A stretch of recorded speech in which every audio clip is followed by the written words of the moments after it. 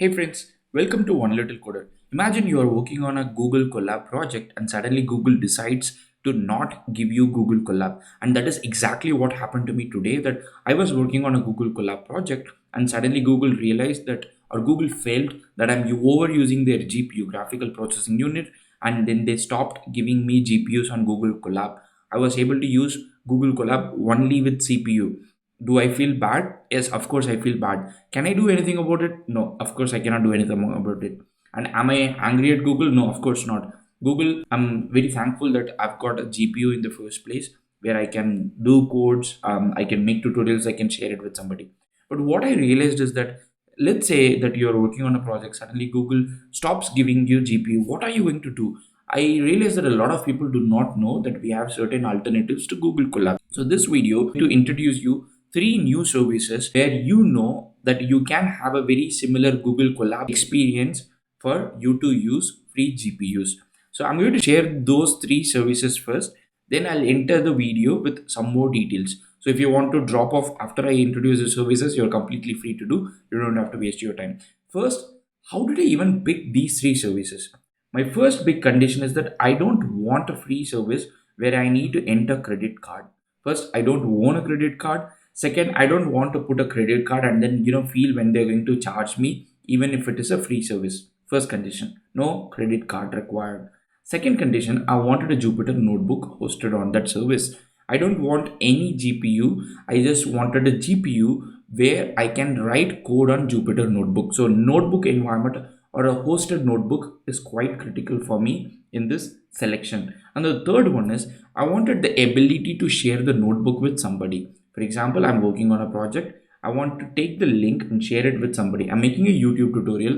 I want to take the notebook link and share it with my subscribers so that they can see what am I coding. So these are the three conditions. No credit card, notebook hosted environment. Third one is the shareability, how you can share the stuff with somebody else.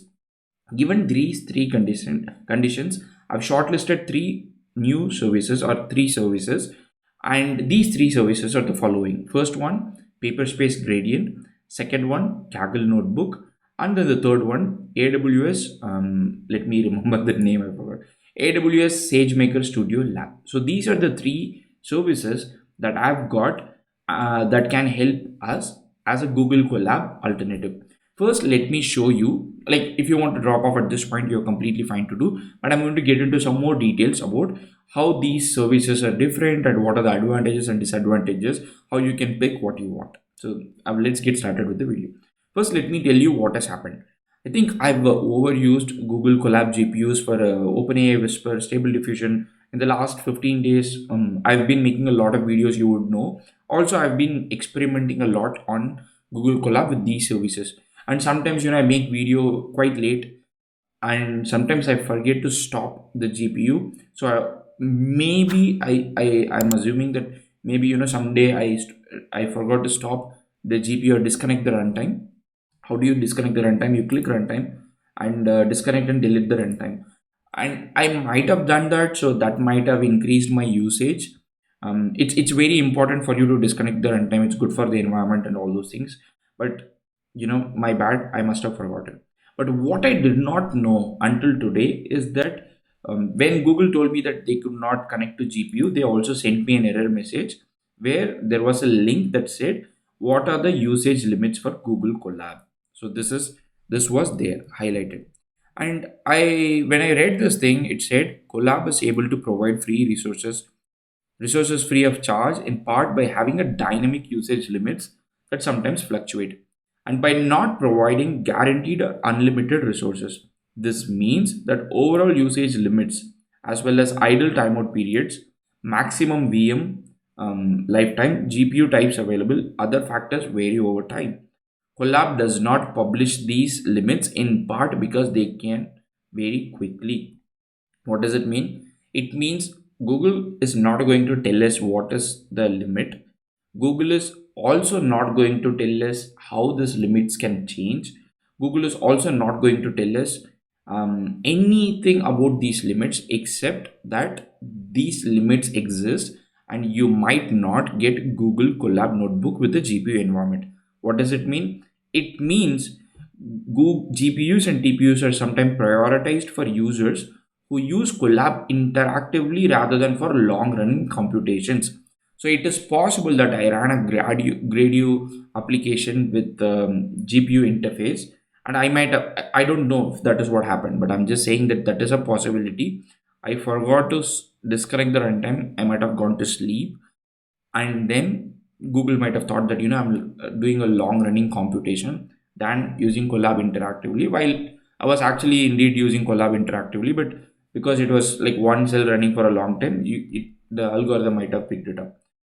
So, or for users who have recently used less resources. As a result, users who use Colab for long running computations, or users who have most recently used more resources in Colab, are more likely to run into usage limits and have their access to GPUs and TPUs temporarily restricted. I mean, good for Google. It's fair. I am not here to dispute that, but I guess this is what has happened to me. I was denied GPU. I was a little sad because I wanted to make some content today video, but I could not. But given that this is the reality and this is something that I had not heard or seen before, I've seen the usage limits before, but I've always assumed these usage limits exist for Colab Pro and Colab Pro Plus, where you get powerful GPUs, not on the free tier. But today I realized it. So I thought first I'll make a video just explaining what has happened to me. Then I thought I'll share about the other three alternatives that we just started the video with. What are the three alternatives? Paperspace Gradient, Kaggle Notebook, and AWS. Okay, once again I forgot the name. AWS SageMaker Studio Lab. I mean, they have got such a long name. I keep on forgetting. So these are the three services which we are going to see slightly in detail and some of their catches as well. First, let's start with Paperspace Gradient. So Gradient Notebook is a web-based Jupyter IDE with free GPUs. And like I said, in all these three services, my condition applies. First, no credit card. Second, I want a place where I can write code in a notebook environment. And third, I want some shareable link that I can share it with the outside world. So Gradient Notebook is a web-based Jupyter IDE with free GPUs. Well and good. And Gradient Notebooks include a free GPU plan. So you get free GPU, you get Jupyter Notebook, and you get publicly shareable link. I think that fulfills our condition or what we wanted to do. Now this is a good candidate. Now I'm going to talk about the catch. Like, what is the catch here? The catch here is you can see the same conditions that you talked in Google Colab Notebook. Like, your machine is not guaranteed. Sometimes you may not get. All these things exist here as well. The second thing is you can run only one notebook with the free machine at a given time. I think on Colab, at least it lets you run two notebooks at the same time. I've run two notebooks at the same time, but here you can run only one notebook at a single time. That's one thing. And you can read more about the inactivity, auto shutdown, and all these details here. But other important information is the type of machine that you get here. The type of machine that you get here in a free plan is normal CPU. That's good. That's good. But when you talk about GPU, the machine that you might get is a M4000 machine. That's not as good as a Tesla T4 machine. So that's something for us to keep in mind. On Colab, most likely most likely you're going to get Tesla T4. On Paperspace Gradient, you may not. That's what the document says. Now you might ask me, hey, why do I have to use Paperspace Gradient? The reason why you might want to use Paperspace Gradient is that, let me show you, is that Paperspace Gradient also lets you have persistent storage, which means you have a project.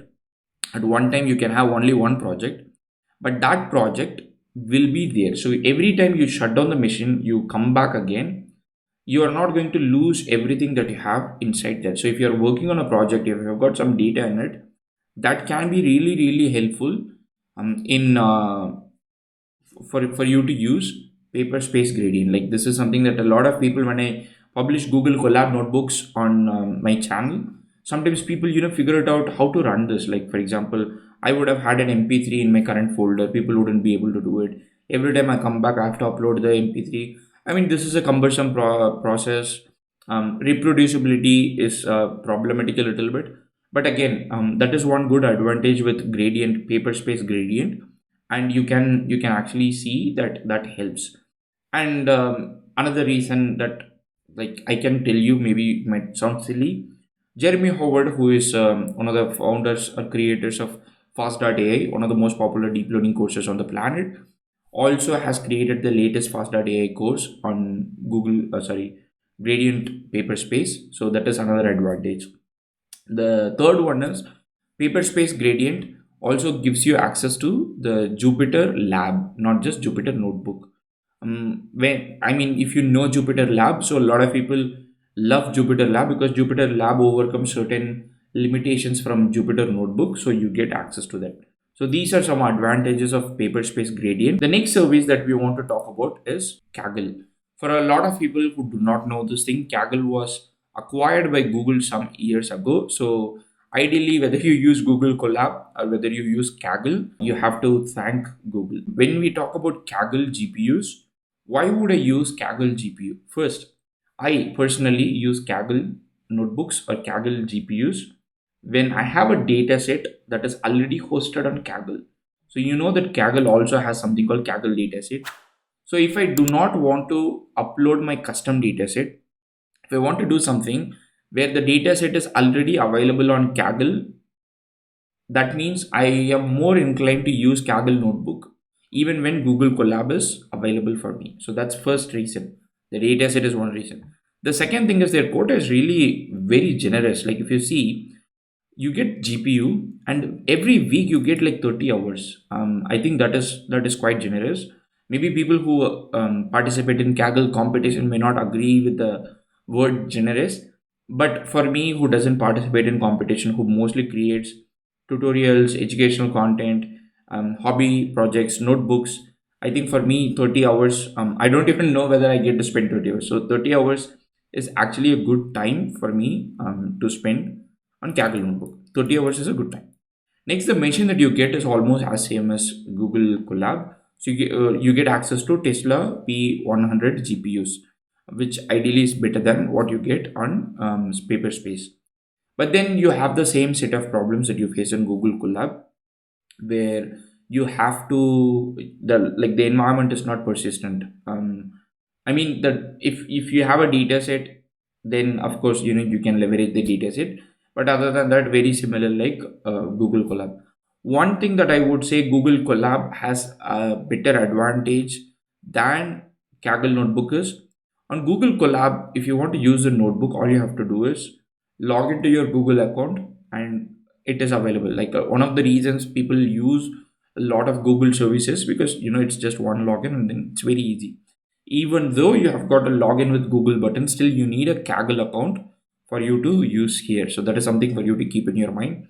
So this is like basically like Kaggle, but Google Colab is slightly easier for people to access, at least from what I have seen in my experience. But like I said, the quota that you get is quite generous. The machine that you get is good. You have huge amount of data set. Like you have got a lot of data set, good quality data set available here, which you can start taking advantage of immediately, and that is quite amazing. So this is Kaggle Notebooks. This is Kaggle Notebooks. The next service I want to talk about is the one that I keep on forgetting the name, and a lot of people do not know that it exists, which is called Amazon SageMaker Studio Lab. One of the most profitable businesses is AWS, and inside that they've got SageMaker Studio, and as part of that they've got something called SageMaker Lab Studio Lab, where you get Colab notebook, sorry, Jupyter hosted Jupyter notebook, and their pitches, it's absolutely free, no no credit card or no AWS account is required. You can get started in a few minutes. You get compute CPU, GPU, and also you have 15 GB of persistent storage. I think that is one of the biggest advantages over Google Colab. And if we, I mean, this is a good service. If you dig deep into it, one thing that you would realize is that they also have certain limitations. In this case, GPU runtime is limited to 4 hours per session. So if you want to run something, you can run the GPU process maximum for 4 hours. You cannot run beyond that. And in 24 hours period, you can have only total 8 hours of GPU. And when you talk to them, people usually say these are the measures that they take to avoid people mining cryptocurrency or running something for 24 hours. I mean, it's quite fair on their side. If I am running a company, I also have to put limitations, but it is very important for us to understand what we are signing up for. Another important thing is, if you reach your session limit, your files are not going to stay there anymore. It'll be shut down. So once the runtime is shut down and once the machine is restarted, next time you are going to get a different machine, and your data is going to be gone. The next thing is, and you also the same problem, right? One thing that I've heard from a lot of people about SageMaker Studio Lab is that not every time you get a GPU provisioned. I mean, this is hardly a problem with Google Colab, but I myself have come to AWS SageMaker Studio Lab, and then it said currently there is no GPU environment, a GPU runtime available. It has happened to me on Google Colab for TPU, but not for GPU. So that is something that for you to need to keep in mind. I don't know how can I rely the service 100% of the time. No, I wouldn't. Next is, um, you you get access to Jupyter Lab. Unlike Google Colab, unlike Kaggle Notebook, like Paperspace Gradient, you get access to Jupyter Lab. That's quite handy because you get a file browser, you get a terminal, a lot of things that you can do. I mean, if you have to do something on Bash, it's quite easier for you to do. These are certain advantages. Like, you can see that you get 15 gig persistent storage with 16 gig RAM, and you can understand what kind of machines that you are getting and all those things. Now, if you personally ask me, hey, what is your plan? Like, how do you approach this? I would like this is how I would stack. The first place that I'm going to go to is Google Colab. Like I said, I'm always logged into my Google account. It's very easy for me to go. My subscribers know Google Colab. It's very easy. Like, a lot of times my subscribers are non-technical, non-programmers, so it's very easy for them to navigate Google Colab system, and the support on the internet is good. You want to upload a file, you want to mount your Google Drive, it's quite easy for everybody to understand. So my first place is Google Colab. I would not keep Google Colab as my first place only if I'm going to use a Kaggle dataset, in which case I'm going to use Kaggle Notebook. Also, if I'm shooting for Kaggle medals, then I might go for Kaggle Notebook, which I think I almost kind of gave up at this point. So this is where I use Kaggle Notebook. So Google Colab Kaggle Notebook. If Google Colab fails, then the next place that I'm going to go is Amazon AWS SageMaker Studio Lab. The reason why is because, again, like, I've already got an account. The account is available. The machine is powerful enough, and kind of like the interface. It's quite easy. My final place is Paperspace Gradient. Why? Primarily because the machine is not that powerful. Like, I don't know, maybe every time you get a different one, but also that I have to separately sign up and I have to use it. But I would definitely go for Paperspace Gradient if I'm working on a project where, like, I have to go for lunch and come back, or I've got to take a break, go for a walk and come back, and I don't want to lose all data. If that is the case, I would start with either AWS SageMaker Studio Lab or Paperspace Gradient, and then do things in a different order. But all in all, it is basically your personal preference. But my objective of this video is not to tell you which one to pick, but objective of this video is to say first, Google Colab has its own limitations. Sometimes you can get locked out for quite a period. If that is going to happen to you, I want you to know that you have certain alternatives on this planet Earth, which is what we just discussed. To quickly say that we talked about Paperspace Gradient, we talked about Kaggle Notebook, which is also owned by Google, and we talked about AWS SageMaker Studio Lab. If you have any question, let me know in the comment section. Otherwise, I hope this video was helpful to you in knowing more about notebook hosted GPU environments, free, and like I said, three conditions: no credit card, Jupyter notebook, and shareable link. So these are the conditions based on which we shortlisted this. If I had missed out anything critical, let me know in the comment section. See you in the next video. Peace.